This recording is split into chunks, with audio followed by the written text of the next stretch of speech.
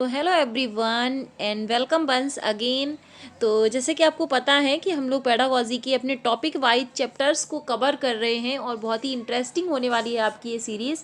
तो आपको पता है कि कल हमने जो हमारा फर्स्ट पार्ट था, टॉपिक फर्स्ट था जो आपका, जिसमें कि आपको definition of growth and development and जो आपकी मैच्योरिटी होती है उसके बारे में हमने जाना था। बहुत ही शॉर्ट तरीके से हम एकदम पॉइंट वाइज समझेंगे, क्योंकि देखो आपने सी टेट में ग्रोथ डेवलपमेंट बहुत से मतलब जो जो टॉपिक ऐसे हैं जिसको आपने बिल्कुल टच नहीं किया अभी, उनको हम बहुत डेप्थ में लेके चलेंगे। बट जो टॉपिक हमारे जैसे कि विकास वगैरह हो गया, ये सब हम ऑलरेडी पढ़ चुके हैं। तो ये जो फर्स्ट टॉपिक है, ज़्यादातर इसमें आपके जो टॉपिक हैं वो पढ़े जा चुके हैं फर्स्ट यूनिट में। तो यहाँ पे हम क्या करेंगे, जल्दी जल्दी से चीज़ों का समझने का प्रयास करेंगे ताकि हमारा जो सिलेबस है वो टाइम से आपका यहाँ पे कवर हो जाए। ओके, और वीडियो पसंद आता है तो लाइक शेयर सब्सक्राइब जरूर कीजिएगा, जिससे मुझे मोटिवेशन मिलता है। और इसीलिए मैं आपके लिए इस तरीके की वीडियोस और भी यहाँ पे लेके आती रहूँगी। बिल्कुल टू द पॉइंट बात करेंगे हम, बिल्कुल भी इधर उधर का कुछ नहीं, और आप अच्छे से चीज़ों को समझते हुए चलिएगा। और आप चाहते हैं तो जैसे मैंने नोट्स बनाए हैं, आप भी इसको नोट्स बना सकते हो। अदरवाइज आप मुझे बताइए तो मैं इसको टेलीग्राम पर शेयर कर दूँगी, और वहाँ से आप अपने जो नोट्स हैं उनको ले सकते हो। ओके, तो चलिए फिर स्टार्ट करते हैं हमारी एक बहुत ही इम्पॉर्टेंट क्लास को, है ना।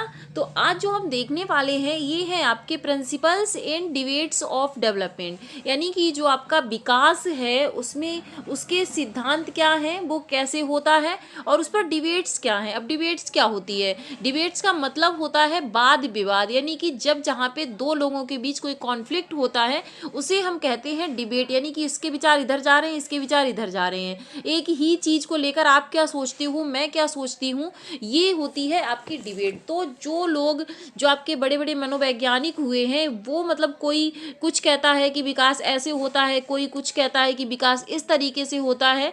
तो ये जो मुद्दे हैं डिबेट्स के, तो इसको कहते हैं डिबेट्स ऑफ डेवलपमेंट। यानी कि जो डेवलपमेंट पे, क्योंकि सभी देखो कोई भी टॉपिक हो दुनिया में, कोई भी हर इंसान उस पर एक मत नहीं हो सकता है, इसलिए हमें क्या करना है, तो ये इस तरीके से आपकी क्या हो गई, डिबेट्स हो गई। इसको हम बाद में देखेंगे, पहले हम देखते हैं प्रिंसिपल्स ऑफ डेवलपमेंट। ओके, तो देखेंगे हम अपना फर्स्ट प्रिंसिपल्स, मैंने इनको शॉर्ट्स में लिखा है और जो भी इसकी डेफिनेशन है वो मैं आपको समझा दूंगी। और आप भी कोशिश कीजिए कि नोट्स अपने शॉर्ट से शॉर्ट्स बनाइए, ताकि जब आप इनको रिवीजन करो तो आपको ज़्यादा पढ़ना ना पड़े। अदरवाइज ज़्यादा पढ़ने के लिए आप कितना भी पढ़ सकते हो। ओके, तो यहाँ पे सबसे फर्स्ट है आपका principles of growth and development का प्रिंसिपल ऑफ कंटिन्यूटी, यानी कि निरंतरता का सिद्धांत। निरंतरता क्या होती है, कंटिन्यूटी, जो कि चीज़ आपकी लगातार चलती ही जाती है। तो आपका जो विकास है, जो आपका डेवलपमेंट है, वो आपका वूम्ब टू टूम्ब, यानी कि गर्भ से कब्र तक हमेशा चलता रहता है। लेकिन वृद्धि आपकी जो है, वृद्धि एक टाइम के बाद वृद्धि आपकी क्या हो जाती है, वृद्धि आपकी रुक जाती है आपके एडोलेसेंस के बाद में। ओके, तो ये डिफरेंस होता है आपका डेवलपमेंट और वृद्धि में। ग्रोथ आपकी डेवलपमेंट का ही एक एस्पेक्ट है। डेवलपमेंट के अंदर जो आपकी ग्रोथ है और मैच्योरिटी है, वो दोनों इसमें आती हैं। ओके, देखो मैच्योरिटी क्या होती है। मैच्योरिटी, अगर आपने वो वीडियो नहीं देखा है उसको देख लीजिए, मैं आपको बहुत ही शॉर्ट में समझाती हूँ। आपने देखा होगा जो आपका विकास है वो स्पाइरल इस तरीके से चलता है। तो मान लो आपका ये विकास यहाँ से स्टार्ट हुआ, यहाँ से स्टार्ट हुआ और यहाँ से चल के यहाँ पे पहुँच गया। ओके, अब यहाँ से ये जो ये नीचे की तरफ जा रहा, मतलब ये जो इसने विकास किया था वो मैच्योरिटी, मतलब मजबूती आ रही है चीज़ों में, यानी कि स्थायित्व तो आ रहा है एक बच्चे के व्यवहार में, एक शारीरिक उसका जो एस्पेक्ट है उसमें। तो इसको हम कहते हैं मैच्योरिटी। ओके, आई होप आपको समझ आ गई होगी। उसके बाद कंटिन्यूटी का सिद्धांत क्या होता है कि मतलब विकास जो है निरंतर चलने वाली प्रक्रिया है, ये कभी भी थमता या रुकता नहीं है। ओके, नेक्स्ट हम देखेंगे प्रिंसिपल ऑफ क्या है आपका, इंडिविजुअल डिफरेंसेस। अब इंडिविजुअल डिफरेंसेस आपके क्या होते हैं कि दुनिया का जो प्रत्येक व्यक्ति है वो एक दूसरे से अलग होता है। ये कोई नई बात नहीं है, ये हम सभी को क्या होता है, पता होती है। और इंडिविजुअल डिफरेंस के कारण ही उनमें जो विकास होता है वो सब में अपने अपने उनकी जो हेरिडिटी होती है प्लस उनका जो एनवायरनमेंट होता है उससे मिलकर क्या होता है, डिफरेंशिएट होता होता है, क्योंकि व्यक्तियों में अंतर होता है तो उनके विकास में भी थोड़ा बहुत अंतर पाया जाता है। इसको हम कहते हैं principle of individual differences. Okay, next हम देखेंगे rate of growth in development is not uniform, यानी कि जो आपके विकास का जो रेट होती है, उसकी जो दर होती है वो एक सी नहीं रहती है, यानी कि rate of growth and development is not same, यानी कि यूनिफॉर्म नहीं होती है, डिफरेंट होती है। यूनिफॉर्म का मतलब होता है सभी के लिए सेम, तो सभी के लिए सेम नहीं होती है ना। आपको पता है कि जो आपका विकास होता है, डेवलपमेंट होता हमेशा एक साथ नहीं होता है। आपने देखा होगा कि शैशवावस्था में आपका जो विकास है तेज गति से होता है, उसके बाद जो आपकी बाल्यावस्था आती है उसमें थोड़ा सा थम जाता है, उसके बाद जो किशोरावस्था है उसमें फिर से एक मतलब तेज गति से होता है। तो इसको हम कहते हैं rate of growth and development. Okay, जो कि हमेशा सेम नहीं रहती है, ये आपकी क्या होती है, कम ज़्यादा होती रहती है। उसके बाद है यूनिफॉर्मिटी ऑफ पैटर्न। अब पैटर्न जो है आपका, यानी कि पैटर्न क्या होता है, यूनिफॉर्म होता है, सेम होता है। जैसे चाहे आपका यूएसए का बच्चा हो, चाहे आपका इंडिया का बच्चा हो, अगर बचपन में वो मतलब जिस तरीके से छोटा होता है इतना उसका अनुपात होगा, इस तरीके से उसके इतने साल में वो बोलेगा, इतने साल में वो चलने लगेगा। तो ये दोनों जो हैं, ये दोनों पैटर्न यहाँ पर भी सेम रहेंगे। विदेश में कहीं भी आप चले जाओ तो पैटर्न आपको सेम मिलेगा, दर नहीं सेम होगी। किसी का विकास थोड़ा जल्दी, कभी कोई आपने देखा होगा बहुत से बच्चे ऐसे होते हैं जो जल्दी बोलने लगते हैं, जल्दी चलने लगते हैं, कुछ होते हैं वो थोड़ा लेट बोलते हैं। तो इस तरीके से आप समझ सकते हो कि रेट सेम नहीं होती है, पैटर्न इसका क्या होता है, सेम होता है। ओके, उसके बाद है जनरल टू स्पेसिफिक, यानी कि जो आपका डेवलपमेंट है वो आपका कहाँ जाता है, सामान्य से विशेष की तरफ जाता है। यानी कि पहले जो बच्चे में चेंजेस हैं वो जनरल तरीके से आने वाले हैं, और उसके बाद जो है वो आपका क्या होता है, उसके बाद उसमें जो चेंजेस आते हैं वो आपके स्पेसिफिक आते हैं। पहले आपने देखा होगा बच्चा छोटा होता है तो सिर अपना जैसे कि पूरा फिंगर है, तो कोई भी काम करेगा तो पूरे हाथ से इस तरीके से चम्मच पकड़ेगा या कोई कुछ चीज़ पकड़ेगा, पूरा हाथ से उठा के मुंह में इस तरीके से करता है, खाता है कोई चीज़ को। लेकिन बाद में वो कोऑर्डिनेशन यानी कि समन्वय सीख जाता है, सामान्य से विशिष्टता आ जाती है, फिर वो धीरे धीरे मतलब फिंगर्स से चीज़ों को पकड़ने लगता है। तो पहले वो होल का यूज करेगा यानी कि जनरल, और स्पेसिफिक यानी कि फिर वो धीरे धीरे जो जिस बॉडी के अंग का काम होता है उससे करने लगता है। तो ये आपका जनरल टू स्पेसिफिक आपका क्या जाता है, डेवलपमेंट यहाँ पे आपका जाएगा। ओके, उसके बाद है आपका प्रिंसिपल्स ऑफ इंटीग्रेशन, ये भी आपका इसी टाइप से है, जनरल टू स्पेसिफिक यानी कि एकीकरण का सिद्धांत। तो पहले बच्चा क्या करता है, बहुत सारी चीज़ों से जैसे कि पूरे हाथ से किसी चीज़ को पकड़ेगा, फिर वो क्या करता है धीरे धीरे वो यानी कि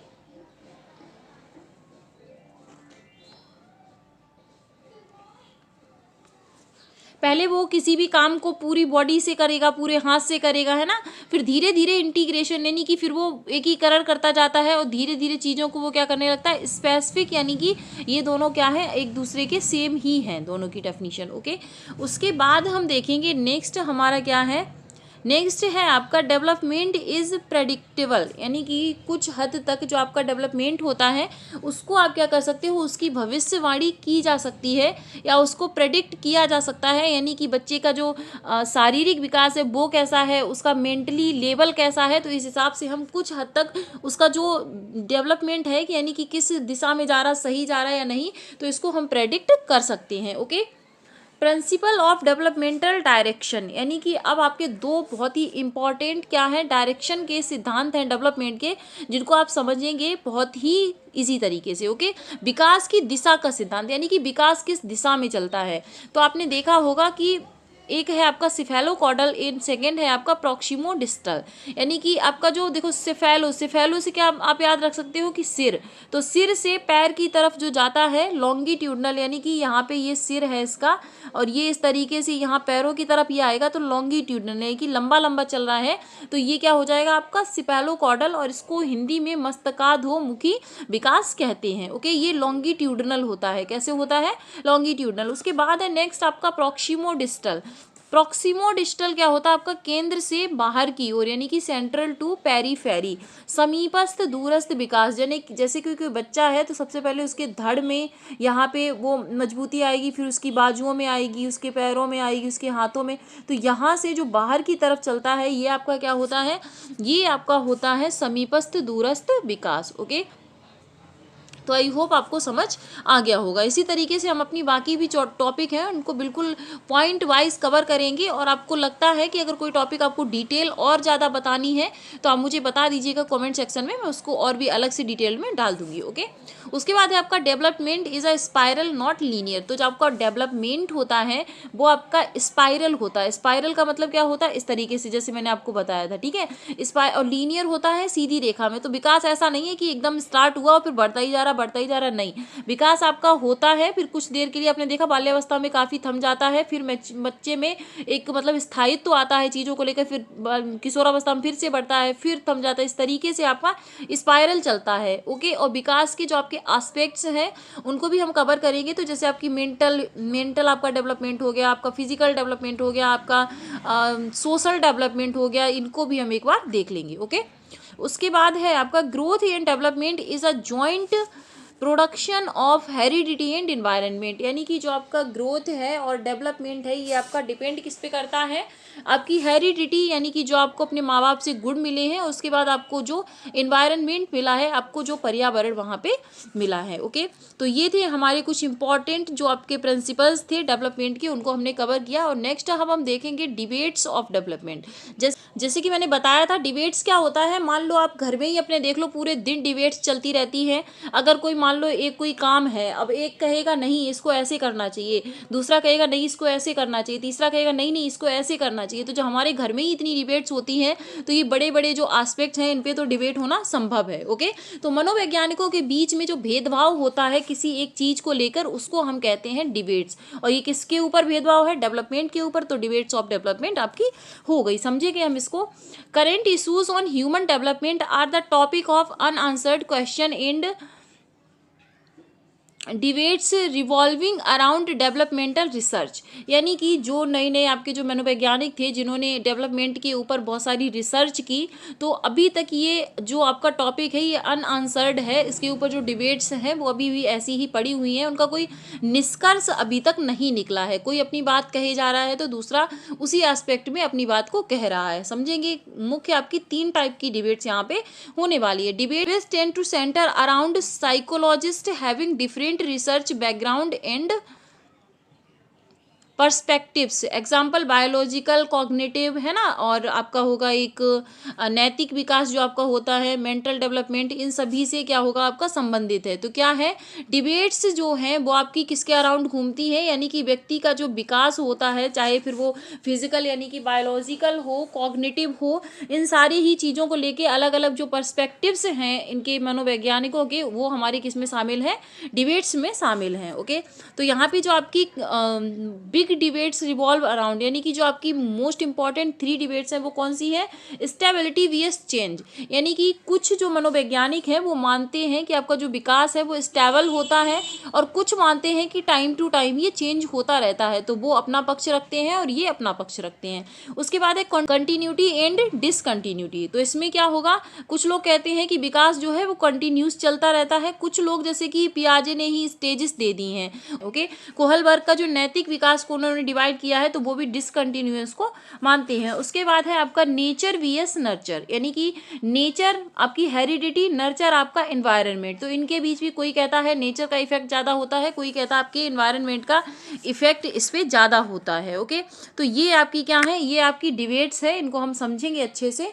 तो फर्स्ट है आपका the debates around stability and change is focused on personality traits. A psychologist arguing from stability perspectives believes that the personality traits same throughout a person's entire life infancy to adulthood. यानी कि जो लोग इस चीज़ को मानते हैं कि एक जो बच्चे की मतलब पर्सनालिटी होती है वो उसकी इनहेरिट होती है, वो चेंज नहीं होती है, वो हमेशा सेम रहती है इन्फेंसी से लेके एडल्टहुड तक। तो ये किसको मानते हैं, ये मानते हैं आपके स्टेबिलिटी को। किसको, तो ये लोग हैं जो कि स्टेबिलिटी को मानते हैं, यानी कि नेचर को प्रेफरेंस देते हैं। इन लोगों का मानना है कि जो आपका विकास होता है वो आपका इन्फेंसी से लेके एडल्टहुड तक एकदम स्टैटिक रहता है, स्टेबल रहता है, चेंज नहीं होता है। वो आपका मतलब कि जो आपकी इनहेरिट यानी कि आपकी हेरिडिटी से मिलता है और सेम ही रहता है। तो ये इस तरीके के अपने सिद्धांतों पर बिलीव करते हैं।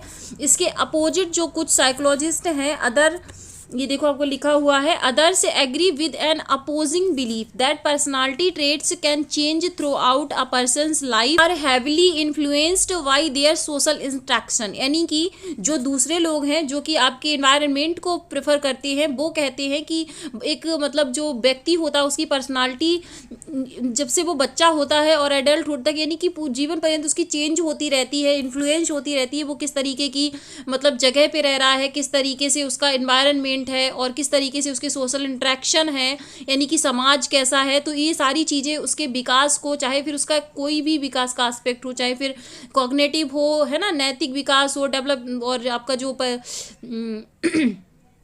फिजिकल आपका डेवलपमेंट हो, कोई भी डेवलपमेंट हो, ये सारे ही इन पर बात चल रही है। ठीक है, तो जो नेचर को मानते हैं वो मानते हैं कि ये सेम रहता है लाइफ टाइम तक, और ये लोग मानते हैं कि सोशल इंटरेक्शन का और जो उसके आसपास इन्वायरमेंट होता है उसका उस पर इफेक्ट पड़ता है। ओके, अब हम देखेंगे अपनी जो सेकेंड डिबेट है, कंटिन्यूटी एंड डिसकंटिन्यूटी। इसमें क्या है, many psychologist theory suggest that learning and cognitive development occur in distinct stage, यानी कि अलग अलग स्टेजेस में होता है।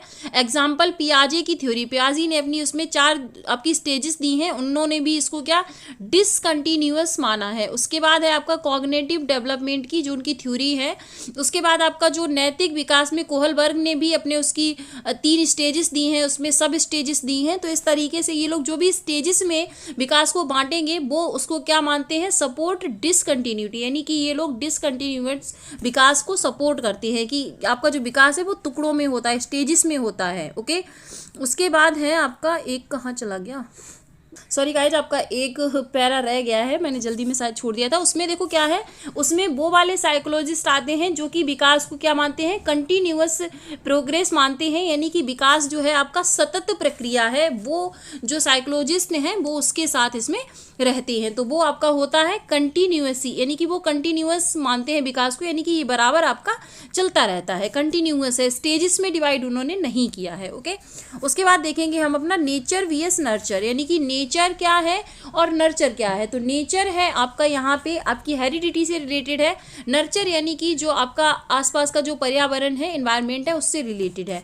यहाँ पे है some believe that human thought and behaviour are innate and a result of genetics, others believe at birth our mind is blank slate that gets filled with knowledge by experience from our environment। यानी कि एक type के जो लोग हैं वो कहते हैं कि जो ह्यूमन होता है वो इनहेरिट उसके अंदर रिजल्ट होता है, जेनेटिक्स यानी कि उसकी जो हेरिडिटी होती है उससे उसे क्या मिलता है, उससे उसका विकास होता है। और अदर्स यानी कि कुछ दूसरे हैं वो क्या मानते हैं कि birth our mind is blank slate, यानी कि जब हमारा जन्म होता है तो हमारा जो दिमाग होता है वो क्या होता है, ब्लैंक स्लेट। ब्लैंक स्लेट के लिए एक और वर्ड यूज़ करा गया है आपका टेबुला रसा। ओके, इसका जो मीन्स होता है वो मीन्स ही यही होता है कि ये क्या है, आपका ब्लैंक स्लेट है यहाँ पे। ओके, तो इस तरीके से यानी कि किस किस मतलब टॉपिक पे कौन कौन उसके साथ जा रहा है, ये आपकी क्या थी, डिबेट्स थी। तो यहाँ पे लास्ट में जो आपका कंक्लूजन निकल के आया वो ये है,